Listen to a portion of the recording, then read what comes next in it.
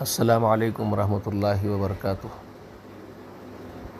الحمدللہ نحمدہ ونصلی علی رسولہ الکریم، اما بعد۔ آپ سب سے مجھے ایک بہت ضروری بات کرنی تھی، اس لیے ایک چھوٹی سی ریکارڈنگ بنا رہا ہوں میرے دوستوں۔ اللہ رب العالمین ہم سب کو اس دنیا میں جب پیدا فرمائے تو اکیلا بھی جائے۔ ہر ماں کے پیٹ سے ہم اکیلے پیدا ہوتے ہیں، بغیر کپڑوں کے، ننگے دھڑنگے۔ پھر اللہ تبارک و تعالی ہم کو جب واپس ہماری روح کھینچ لیتے، ہمارے جسم کو دفن کرنے کے لیے ہمارے لیے چھوڑ دیتے ہمارے بیچ میں، تو پھر ہم ایک اپنی طرف سے ایک دو کپڑے، تین کپڑے بس دے دیتے ہیں کسی بھی میت کو، اور دعا کر کے اس کو زمین کے خاک کے سپرد کر دیتے ہیں۔ تو مطلب ہم اکیلے جاتے ہیں دنیا سے۔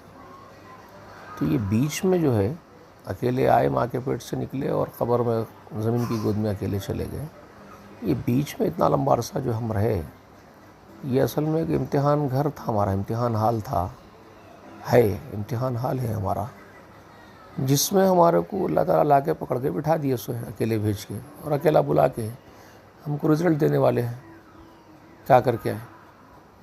تو یہ بیچ میں کیا کرنا ہے ہمارے کو، یہ سکھانے کے لیے ہی تو سوالات انبیاء کو بھیجتے رہے الگ الگ زمانوں میں، یہی تو سمجھانے کے لیے بالآخر آخر الزماں ہمارے نبی خاتم النبیین، جن سے ہم بے پناہ محبت کے دعوے کرتے ہیں، وہ ہمارے بیچ میں آئے۔ اب ذرا سمجھنے کی بات یہ ہے کہ انہوں نے تو سب کچھ بتا دیا، اچھا وہ ہم لوگوں سے، امت سے، یا انسانوں سے، جناتوں سے، انسانوں سے اپنا کوئی مفاد وابستہ رکھے تھے کیا؟ محمد رسول اللہ اپنی پوری زندگی میں کوئی ایک ایسا ہے جو یہ بول سکتا ہو کہ رسول اللہ کچھ فائدہ اٹھائیں انسانوں سے، جناتوں سے؟ اللہ کی قسم کوئی فائدہ نہیں اٹھائے۔ وہ تو فاقے کرے، بھوکے رہے، پتھروں کے وارا کھائے، تکلیفیں اٹھائے، چلے گئے دنیا سے۔ اب کیا سمجھا کے گئے؟ پورے جناتوں انسانوں کو وہ بتانے کے لیے آئے تھے جو اللہ چاہتا تھا، یہ جو تم پیدا اکیلے ہوئے ماں کے پیٹ سے اور تم قبر میں اکیلے جانے والے ہو، اس کے بیچ میں تم کو جو یہ زمین پہ تمہارا گھر بنایا گیا، زمین پہ یہاں کیا کرنا اور کیا نہیں کرنا ہے تم لوگوں کو، یہی تو سمجھائے پوری زندگی رسول اللہ۔ تو اب ہم لوگ رسول اللہ کی محبت کے بلند بانگ دعوے تو کریں گے، مگر ان کی اطاعت نہیں کریں گے، انہوں جو بولے وہ کام نہیں کریں گے، تو پھر ہمارے پاس مسلم اور کافر کی کیا پہچان ہے، کیا سمجھ ہے ہمارے پاس؟ ہم کیا سمجھیں؟ عربی زبان کی یہ دو ورڈنگس ہیں، مسلم، کافر۔ مسلم کے معنی ہیں فرما برداری کرنے والا، کافر کے معنی ہیں نافرمانی کرنے والا۔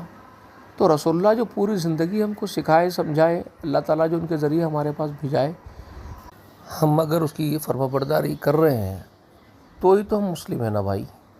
اگر ہم نافرمانی کر رہے ہو رسول اللہ کی تو وہ اسی کو کافر کہیں گے، نافرمانی کرنے والا۔